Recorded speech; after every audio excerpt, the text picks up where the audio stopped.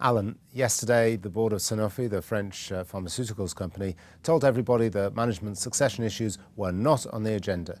This morning, Chris Viehbacher, the chief executive, was fired. What on earth is going on?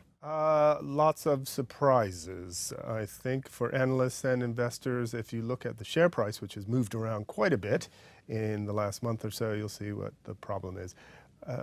They do have they've had some issues with the CEO, Christopher Viehbacher, for some time.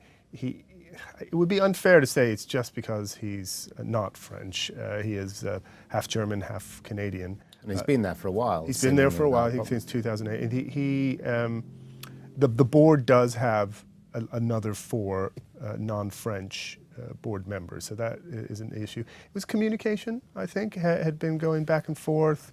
A letter that had been sent by him to defend his position was published in Les Echos in France, in Paris.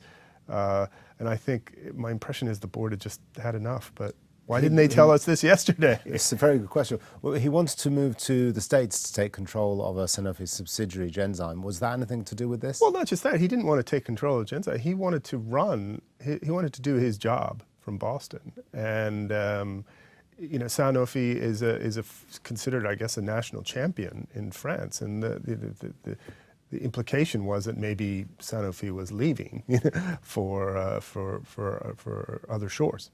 But let's take a step back for a minute and look at Sanofi overall. Does it need a change of management? How's it doing operationally? Does it need a new direction? Well, the share price had done well under the previous CEO. It had doubled.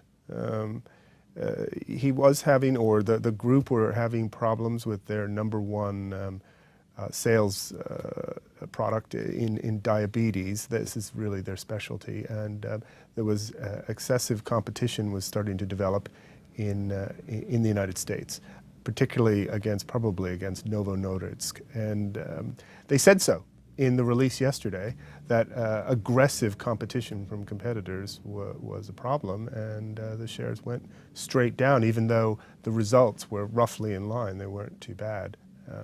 It's an important area for them. It's a fifth of sales and about 30% of group profits, reckons Citi. Who's running the company now then? Do they have a successor lined up? Well, currently the chairman has become the interim CEO. He is Serge Weinberg, and he has begun with the board a process to find a successor. They're looking at internal and external candidates, but they don't know when they will find somebody.